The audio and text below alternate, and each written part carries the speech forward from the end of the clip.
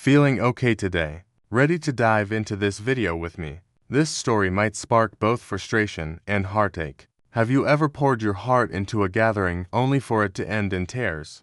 Or been shunned by family for living differently? Stay until the end to fully grasp Hannah's tale, a young woman who just wanted to share what she loves, only to be abandoned by her entire family.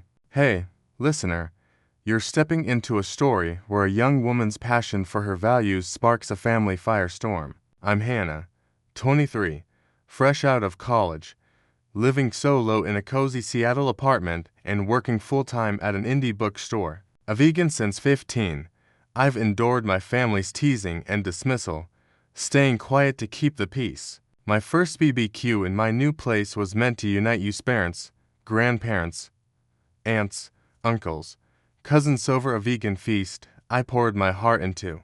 But a single truth about the menu would turn joy into judgment, leaving me broken, but not alone. Let's start where hope met heartbreak. I moved to Seattle 6 months ago. My tiny apartment a dream come true, string lights, thrift store shelves, a kitchen where I'd mastered vegan recipes. At 23, I'm a bookworm with a knack for curating displays at the shop. My days filled with coffee and customers. Veganism ain't just a diet for me. It's a stand for animals and the planet, sparked by a documentary that changed my teen years. My family blue collar, me tan potatoes folks from Tacoma never got it. Mom would roll her eyes. Dad called it a phase. My Uncle Jeff mocked my rabbit food. I'd bite my tongue, smiling through their jabs, wanting their love more than their approval. The BBQ was my chance to shine. I'd saved for weeks to host, inviting the whole clan, mom and dad, grandma and grandpa, Jeff, Aunt Linda, cousins, all 15 of them. My apartment buzzed with prep.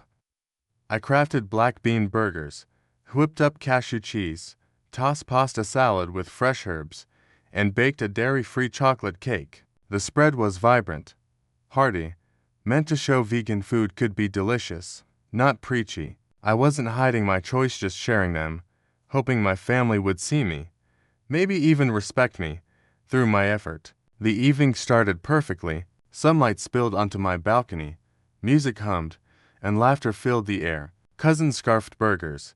Aunt Linda raved about the pasta. Even Grandpa, a steak lover, took seconds of fries. Hannah, you're a chef? Mom said, beaming. I glowed, at 23 feeling like I'd finally done something right. No one asked outright about the food, and I didn't announce vegan to avoid the usual eye rolls. I wanted them to enjoy it first, to taste my world without a label. Maddie, my 17-year-old sister, winked at me, her quiet support a lifeline. Trouble brewed when Uncle Jeff, mid-bite of a burger, asked, "What's this cheese? Tastes weird." I smiled, honest but casual. "It's vegan cheese, Jeff. Everything here is plant-based. He made it all myself." The table froze. Jeff's face darkened, fork clattering. "Vegan? You didn't tell us," Grandma stood, clutching her purse. "This is dishonest, Hannah. You tricked us into eating your food." Grandpa followed, muttering, "Forcing your beliefs on us." Dad shook his head. "Why'd you hide it?" The accusations flew, deceptive, manipulative, disrespectful. I stammered. I wasn't hiding. I just wanted us to enjoy it. But the room turned cold, cousins averting eyes, Aunt Linda whispering to Mom. Tears spilled as I tried to explain. "It's just food. My food. For you all. I didn't force anyone." Jeff scoffed. "You knew we'd say no to vegan nonsense." This is low. One by one, they left parents, grandparents, most cousins their plates half-eaten, my cake untouched. The balcony, moments ago alive, was a graveyard of my hopes. At 23, I'd poured my heart into a meal, only to be called a liar for living my truth. I sank to the floor, sobbing, the weight of their rejection crushing. Maddie stayed, her arms around me. "They're wrong, Hannah," she said, grabbing a sponge to clean. "This was amazing. They just don't get you." Her kindness kept me from drowning, but the sting of family turning their backs lingered. My apartment, my haven, felt tainted, their words echoing. Trickster, preacher, outsider. I'd wanted to share my life, not convert them, but they saw my veganism as an attack, not an offering. At 23, I faced a rift I hadn't foreseen. My family's love conditional on me hiding who I was. Listener, Hannah's vegan BBQ, meant to unite, has left her shunned by family, save for Maddie's loyalty. Was her silence about the menu a mistake? Or was their reaction unfair? Stay with Metha's stories about to explore the cost of living authentically when family demands conformity. Hannah's dream of uniting her family at her first vegan BBQ in her new Seattle apartment ended in tears. At 23, a bookstore clerk and vegan since 15, Hannah faced her family's rejection after revealing the plant-based menu, with her Uncle Jeff and grandparents accusing her of deceit. Only her sister Maddie stayed to comfort her, but the sting of being shunned for her values cut deep. As Hannah grapples with their betrayal, memories of past family gatherings where her veganism was mocked or sabotaged restless, revealing a pattern of dismissal that fueled her hope for the BBQ and now deepens her pain. The fallout from the BBQ sent Hannah spiraling, her apartment's silence amplifying the family's accusations. Liar, manipulator. Sitting on her balcony, fairy lights dim, she traced the hurt back to earlier wounds, moments when her veganism wasn't just ignored but weaponized. Last Christmas, at her grandparents' Tacoma home, stood out sharply. Grandpa, a gruff retiree with a love for roast, had promised her a vegan burger, a rare gesture she'd clung to. Made it special for you, kid, he'd said, winking as she bit in, praising the taste. Halfway through, he laughed. Gotcha. That's real beef. The table Arab Tedkison snickering, Jeff clapping while Hannah's stomach turned. She'd fled to the bathroom, tears streaming, spitting out the bite, her trust shattered. At 22 then, she felt violated, her choice mocked as a game. When she emerged, red-eyed, Grandma scolded, "Don't ruin Christmas, Hannah." It was a joke. Worse, she was coerced into apologizing to keep the peace, her voice shaking as she mumbled, "Sorry for overreacting." Grandpa doubled down, his tone pious. "Not eating meat goes against God's will. Animals are here for us to eat."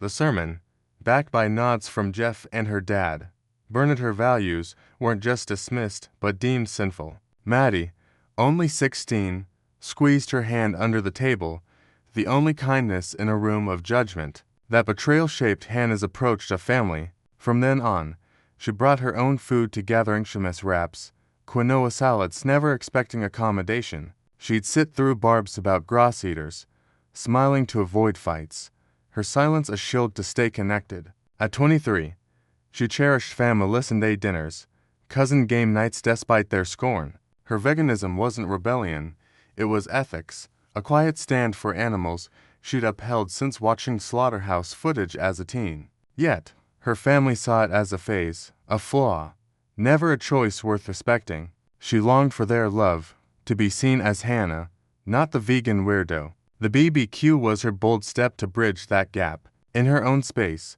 a Seattle haven she'd built from scratch, she felt empowered, no longer the kid at their table. At 23, she wasn't preaching her black bean burgers and cashew cheese were an offering, a way to share her world without demanding they adopt it. She'd spent days perfecting the menu, picturing their smiles, hoping a good meal could soften their view, maybe earn a nod of pride. Unlike Grandpa's cruel trick, she hadn't hidden the vegan menu to deceive.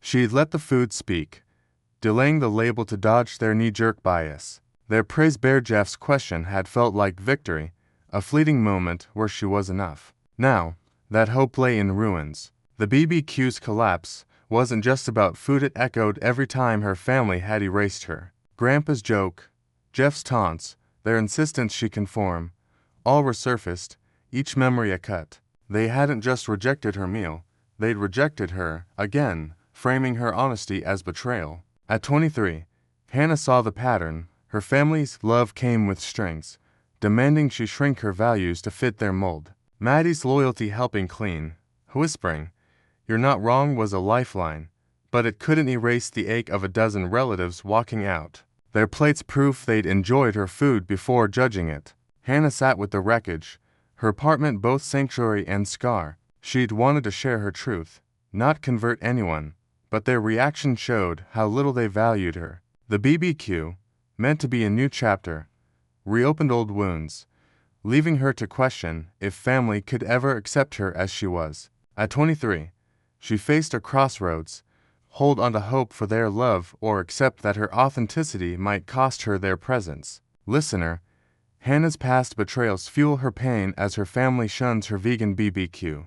Was their outrage justified, or is their refusal to accept her the real betrayal? Stay with Metha's stories about to face the cost of living true when family demands you hide. Hannah's vegan BBQ, meant to unite her family in her new Seattle apartment, ended in disaster when her relatives, led by her Uncle Jeff and grandparents, accused her of deceit for serving a plant-based menu. At 23, a bookstore clerk and vegan since 15, Hannah faced their rejection, echoing past betrayals like her grandfather's cruel meat joke at Christmas. Only her sister Maddie stood by her, but the family's exodus left Hannah wounded, questioning her place among them. Now, their response to her attempt at reconciliation would deepen her isolation, teaching her a painful but powerful lesson about love and authenticity. The days after the BBQ were a void. Hannah's phone, once buzzing with family group chats, went silent. Her grandparents ignored her calls, Jeff and Aunt Linda left her texts on read, and her cousins, usually quick with memes, vanished. Then came a text from her mom, sharp and final: "The family doesn't need you around if you're going to live like this." The reason, delivered in a follow-up call from her dad, was blunt: "Forcing vegan food on us was offensive. You disrespected our values." Hannah, stunned, tried to explain, "I wasn't forcing anything, it was just dinner." But the line went dead, their verdict clear: her veganism, her truth, was an insult. Desperate to mend the rift, Hannah wrote a letter, pouring her heart onto the page. "I'm sorry for any misunderstanding," she wrote. "I didn't mean to trick anyone. I just wanted to share healthy, tasty food I love. I'd never force my choices on you."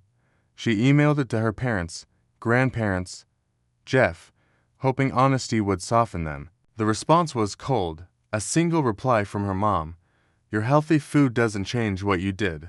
Worse, an invitation to Thanksgiving came with the sting. Jeff texted the family chat, excluding Hannah: "If she's not eating meat again, don't bother coming."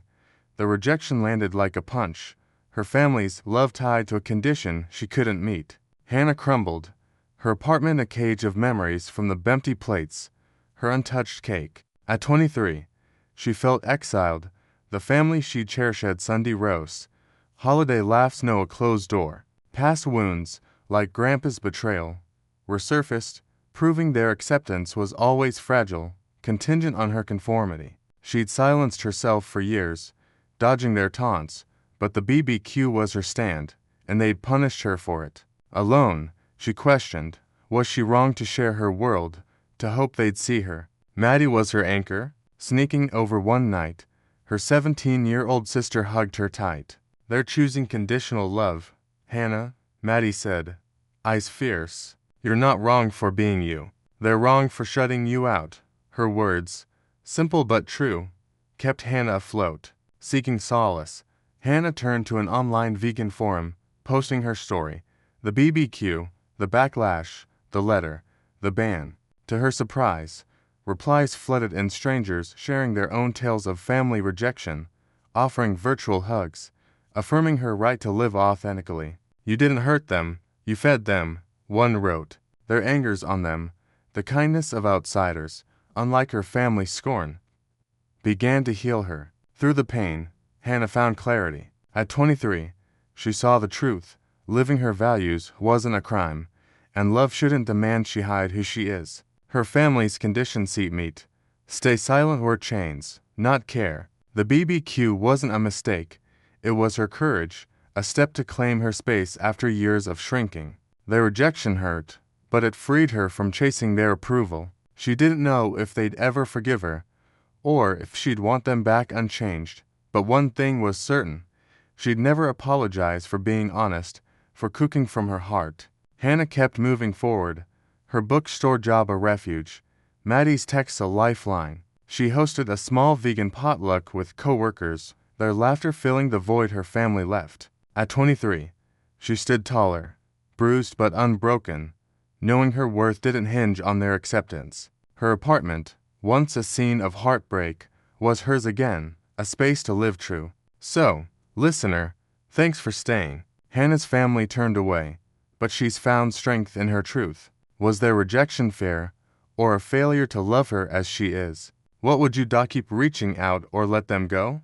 Share below when listening, and if you're facing family who demand conformity, remember, your truth is enough, and real love doesn't come with strings.